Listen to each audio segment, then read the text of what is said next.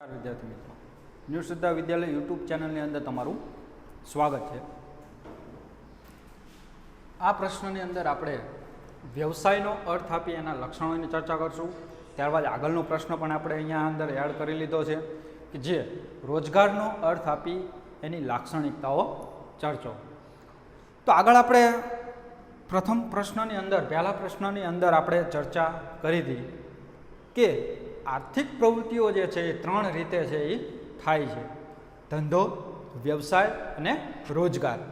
તો આગળ આપણે ધંધાની એ દરેક બાબતોનો આપણે અભ્યાસ છે એ કર્યો છે. એનો અર્થની આપણે ચર્ચા કરી, વળતર તરીકે ધંધામાં નફો મળે છે, ત્યારબાદ એના લક્ષણોની પણ આપણે ચર્ચા કરી અને ધંધાની સમાજ પ્રત્યેની જવાબદારીઓની પણ આપણે વાત છે એ કરી. હવે આગળના બે પ્રકારો છે આર્થિક પ્રવૃત્તિઓના: વ્યવસાય અને રોજગાર.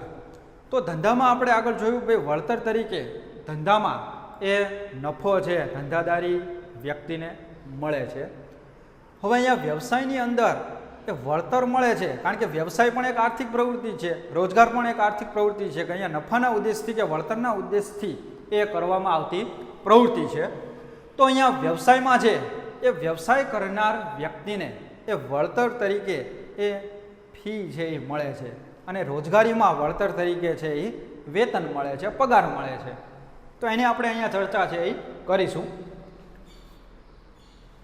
તો સૌથી પહેલાં આપણે જોઈએ વ્યવસાયનો અર્થ, કે વ્યવસાય એટલે શું. કે આપણે સામાન્ય પરિભાષામાં ધંધો, વ્યવસાય, રોજગાર એ સમાન આપણે ગણીએ છીએ કે ભાઈ કેમ ચાલે છે તમારા ધંધા પાણી, બરાબર, ધંધા રોજગાર કેમ ચાલે છે, બરાબર. તો અહીંયા આર્થિક અને વ્યવસાયિક દ્રષ્ટિએ ત્રણેય અલગ અલગ બાબતો છે એ રહેલી છે. ત્રણેય આર્થિક પ્રવૃત્તિ તો છે જ, પણ ત્રણેયના અર્થ, લક્ષણો, વળતર અલગ અલગ છે એ રહેલું છે. તો અહીંયા આપણે ચર્ચા કરીશું વ્યવસાય.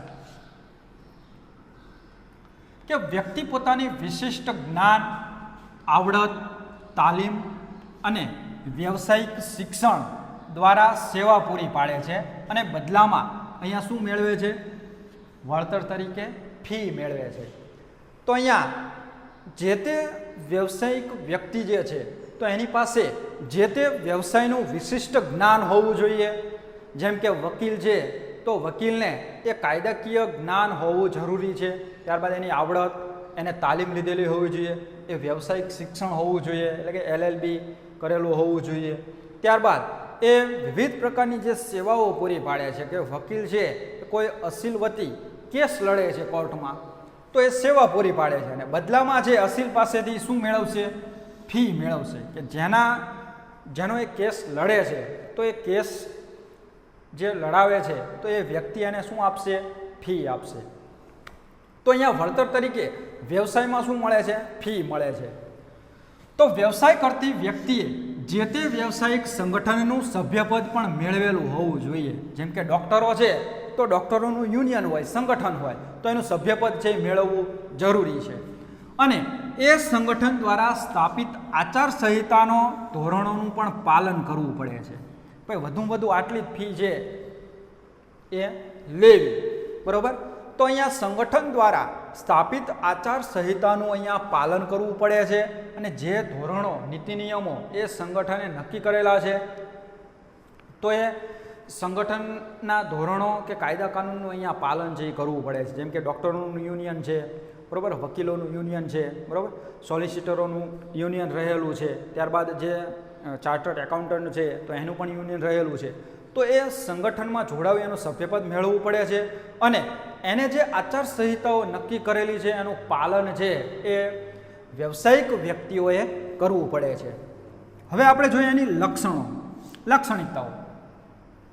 કે વ્યવસાયના લક્ષણો આપણે એના અર્થ ઉપરથી જ આપણે એના લક્ષણો છે એ તારવી શકીએ. જો આપણને અર્થ આવડી જાય કે વ્યવસાય એટલે વ્યક્તિ દ્વારા જે પોતાની વિશિષ્ટ જ્ઞાન, એનું આવડત, એનો અનુભવ, તાલીમ અને વ્યવસાયિક શિક્ષણ મેળવેલું હોય અને એ દ્વારા એ સેવા પૂરી પાડે છે અને સેવાના બદલામાં એ ફી મેળવે છે વળતર તરીકે, તો એને આપણે એ વ્યવસાયિક વ્યક્તિ તરીકે ઓળખી શકીએ. તો આ અર્થ ઉપરથી જ આપણે એના લક્ષણો છે એ સામાન્ય રીતે તારવી શકીએ અને સરળ ભાષામાં આપણે એના અર્થ ઉપરથી જ એના લક્ષણો છે એના મુદ્દા છે આપણે મૂકી શકીએ છીએ.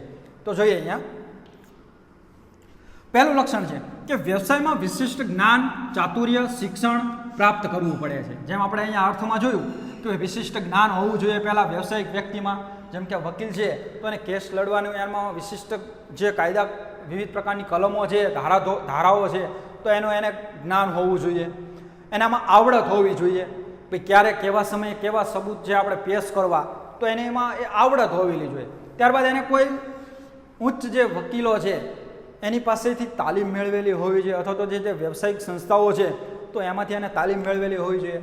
અને એ વ્યવસાયિક શિક્ષણ પણ એને મેળવેલું હોવું જોઈએ. એટલે કે એ વ્યવસાયિક જે સર્ટિફિકેટ છે જે તે સંસ્થાઓ કે કોલેજો દ્વારા આપવામાં આવે છે તો એને મળેલો હોવો જોઈએ. જેમ કે ડૉક્ટર છે તો એ MBBS કરેલું હોય, ત્યારબાદ CA છે તો એને ચાર્ટર્ડ એકાઉન્ટન્ટનો કોર્સ કરેલો હોવો જોઈએ, બરાબર. તો એવી રીતના વ્યવસાયિક એનામાં શિક્ષણ પણ હોવું જોઈએ. તો પહેલું લક્ષણ આપણને અહીંયા એના અર્થ ઉપરથી જ ખ્યાલ આવે છે, તારવી શકીએ છીએ આપણે કે વ્યવસાય માટે વિશિષ્ટ જ્ઞાન, ચાતુર્ય અને વ્યવસાયિક શિક્ષણ છે એ મેળવેલું હોવું જોઈએ. તો જ એ ખરા અર્થમાં વ્યવસાય છે એ કરી શકે, બરાબર. બીજો મુદ્દો છે આપણો સેવાના બદલામાં ફી મેળવે છે. અહીંયા શું કીધું આપણે કે સેવા પૂરી પાડે છે અને એના બદલામાં વળતર તરીકે એ જે તે અસીલ પાસેથી ફી છે એ મેળવે છે. જેમ કે ડૉક્ટર છે તો દર્દી જ્યારે એની સારવારમાં આવશે દર્દી, તો ડૉક્ટર છે એ દર્દી પાસેથી ફી મેળવે છે, બરાબર. ત્યારબાદ CA છે કે આપણે કોઈ ઇન્કમટેક્સ રિટર્નની ફાઇલ કમ્પ્લીટ કરાવી હોય તો એ આપણી પાસેથી ફી મેળવે છે.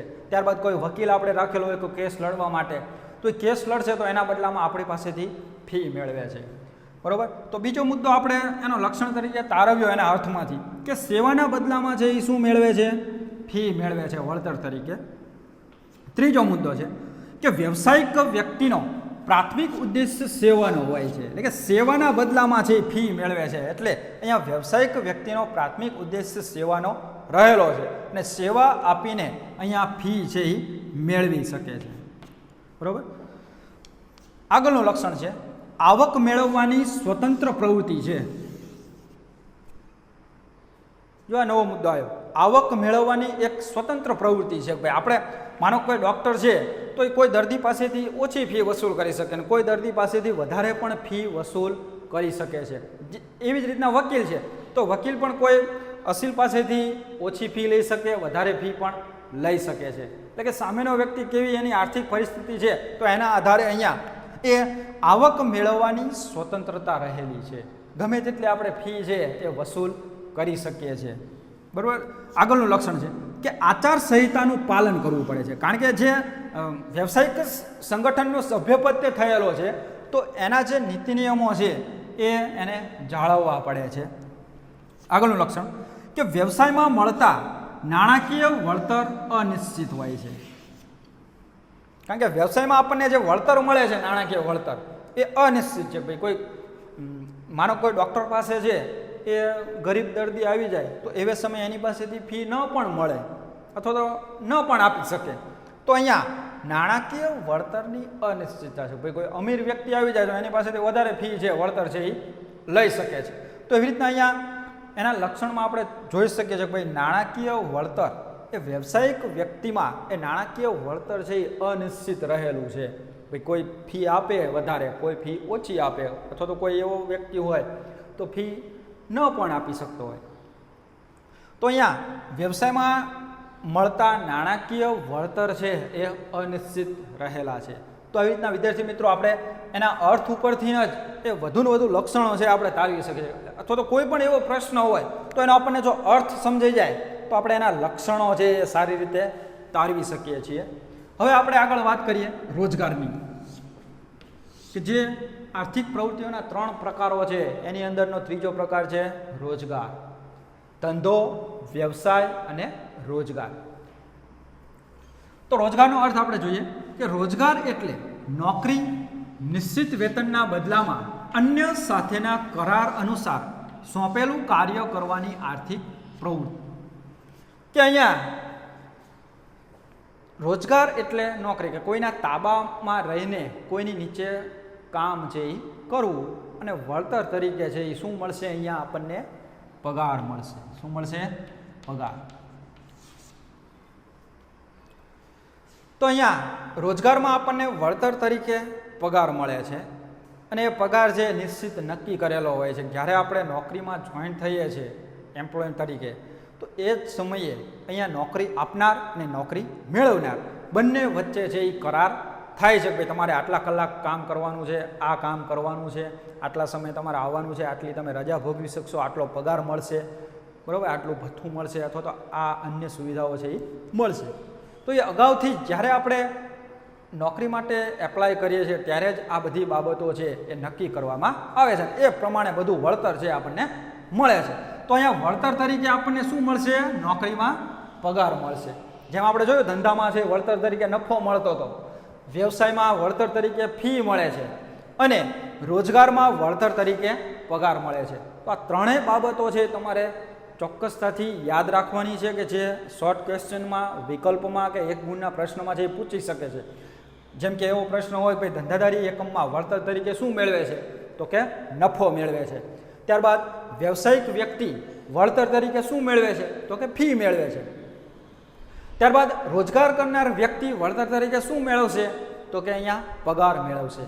બરાબર. તો શોર્ટ ક્વેશ્ચનમાં છે એની નોંધ છે તમારે કરવી. બે આ નાના પ્રશ્નમાં છે એ પૂછાઈ શકે, અથવા તો એના અર્થમાં છે પૂછાઈ શકે. હવે આપણે જોઈએ રોજગારના લક્ષણો, કે રોજગારમાં શારીરિક કે બૌદ્ધિક એટલે કે માનસિક શ્રમના બદલામાં નિશ્ચિત સમયે નિશ્ચિત વેતન છે આપવામાં આવે છે. એટલે કે રોજગારમાં શારીરિક શ્રમ પણ હોઈ શકે છે અને માનસિક એટલે કે બૌદ્ધિક શ્રમ પણ હોઈ શકે છે. તો એ શ્રમના બદલામાં નિશ્ચિત સમયે નિશ્ચિત વેતન છે એ ચૂકવવામાં આવે છે. જ્યારે આપણે રોજગાર માટે જે તે કંપનીમાં કે જે તે ક્ષેત્રમાં રોજગાર માટે જોડાયા હોય, તો એ જ સમયે એ અહીંયા આપણે શું કામ કરવાનું છે, અને કેટલા કલાક કામ કરવાનું છે, અને ક્યારે તમને પગાર છે એ મળશે, તો એ ચોક્કસ અહીંયા નિશ્ચિત કરવામાં આવે છે, અગાઉથી નક્કી કરવામાં આવે છે. તો એને અહીંયા આપણે રોજગાર તરીકે ઓળખીએ છીએ. બીજું લક્ષણ છે રોજગારમાં નિશ્ચિત વેતન ઉપરાંત અન્ય લાભ પણ મેળવે છે. દાખલા તરીકે ભથ્થું આપવામાં આવે, પેન્શન આપવામાં આવે, વીમો આપવામાં આવે, ક્વાર્ટર્સ આપવામાં આવે, અથવા તો અન્ય બીજી ઘણી બધી સુવિધાઓ વર્તમાન સમયમાં છે એ જે તે ધંધાદારી એકમો એ રોજગાર મેળવનાર કે એમ્પ્લોયને એ સુવિધાઓ છે એ પૂરી પાડે છે. આગળનું લક્ષણ છે કે રોજગારમાં કરાર અનુસાર રોજગાર આપનારના તાબામાં રહીને એ સોંપેલું કાર્ય છે એ કરવાનું હોય છે. કે રોજગારમાં કરાર થયો હોય, ભાઈ તમારે આટલા સમયે આ કામ એ આટલા વાગ્યા સુધી તમારે કરવાનું છે, ને એના બદલામાં એને ફી છે એટલે પગાર છે એ આપવામાં આવે છે. તો આવી રીતના આપણે રોજગાર મેળવનાર કોઈ અન્ય વ્યક્તિના તાબામાં રહીને એ કામ છે એ કરવાનું હોય છે, અને એક તાબેદાર જે વ્યક્તિ છે એ જે કાર્ય આપણને સોંપે છે એ કાર્ય છે આપણે કરવાનું હોય છે. તો એને અહીંયા આપણે રોજગાર તરીકે ઓળખીએ છીએ. આગળનું લક્ષણ છે કે રોજગારમાં રોજગાર મેળવનાર વ્યક્તિ માટેની લાયકાત, કાર્ય સમય, નિવૃત્તિ પછીના લાભ વગેરે નિશ્ચિત હોય છે. કે જ્યારે એમ્પ્લોય તરીકે આપણે જોડાઈએ છીએ કોઈ પણ ક્ષેત્રમાં રોજગાર માટે, તો એ જ સમયે પહેલા જ દિવસે અહીંયા બધી જ બાબતો અથવા તો એને પહેલાં આ બાબતો છે નક્કી કરવામાં આવે છે. ભાઈ આપણે જે તે ક્ષેત્રમાં કેવી લાયકાતવાળા એમ્પ્લોયની જરૂરિયાત છે, બરાબર, તો એવા વ્યક્તિઓને બોલાવવામાં આવે છે. ત્યારબાદ એનો કાર્ય સમય છે કેટલો રહેશે, ભાઈ તમારે જે તે ક્ષેત્રમાં કેટલું કામ કરવાનું રહેશે, બરાબર. ત્યારબાદ નિવૃત્તિની તારીખ પણ તમને અગાઉથી અહીંયા રોજગારમાં આપવામાં આવે છે. જ્યારે આપણે અહીંયા જોઈએ કે ધંધામાં કે વ્યવસાયમાં નિવૃત્તિનો કોઈ ચોક્કસ સમય હોતો નથી. જો આપણે જોઈએ છે ભાઈ કેટલી ઉંમરના ડૉક્ટરો હોય છે, બરાબર, ઘણી ઉંમર થઈ જાય હોય છતાં પણ એ સેવા છે પૂરી પાડતા હોય છે, બદલામાં ફી મેળવતા હોય છે. વકીલ છે તો એની પણ ઉંમર ઘણી બધી થઈ ગઈ હોય છતાં પણ એ કેસ છે એ લડતા હોય ને ફી મેળવતા હોય. તો એવી રીતના અહીંયા રોજગારમાં છે એ એમ્પ્લોય તરીકે આપણે જોડાઈએ છીએ ત્યારે જ આ તારીખ આપણને આપી દેવામાં આવે છે કે ભાઈ તમે 59 વર્ષના કે 60 વર્ષના થશો ત્યારે તમે નોકરીમાંથી છૂટા થશો. ત્યારબાદ નિવૃત્તિ પછીના લાભ, કે તમે આ તારીખે નિવૃત્ત થશો પછી તમને શું લાભ મળશે, બરાબર. તો તો એ પણ અહીંયા અગાઉથી જ એ રોજગારમાં નક્કી કરવામાં આવે છે. આગળનું લક્ષણ છે કે રોજગાર પરાવલંબી પ્રવૃત્તિ છે, એટલે કે રોજગાર છે એ બીજા ઉપર આધાર રાખતી પ્રવૃત્તિ છે. આપણે કોઈના તાબામાં રહીને કામ છે એ કરવાનું હોય છે, તેથી એ પરાવલંબી પ્રવૃત્તિ છે.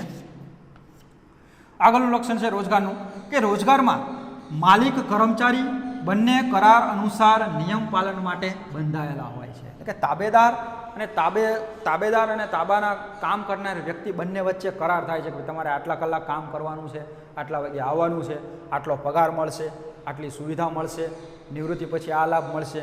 તો અહીંયા એ બંને વચ્ચે એ કરાર અનુસાર નિયમ અનુસાર એ કાર્ય છે એ રોજગાર મેળવનાર વ્યક્તિએ કરવાનું હોય છે. ત્યારબાદ રોજગારી મેળવનારને કોઈ મૂડીરોકાણ કરવું પડતું નથી.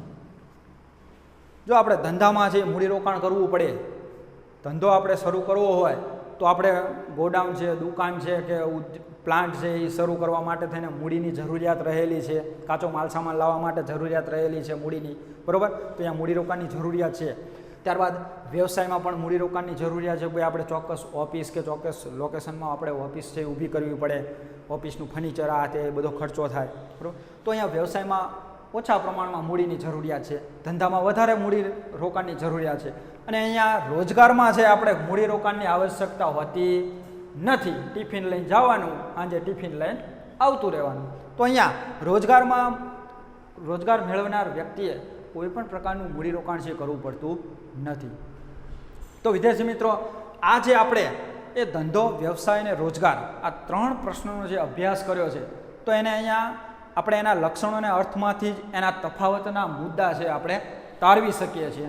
જે આપણને પાઠ્યપુસ્તકની અંદર એ તફાવત આપેલો છે 3 તો એનો તમે અભ્યાસ કરજો અને એ સારી રીતે એનું રીડિંગ વાંચન કરી અને તૈયારી છે એ સારી રીતે કરજો. અસ્તુ. જય ગુરુ.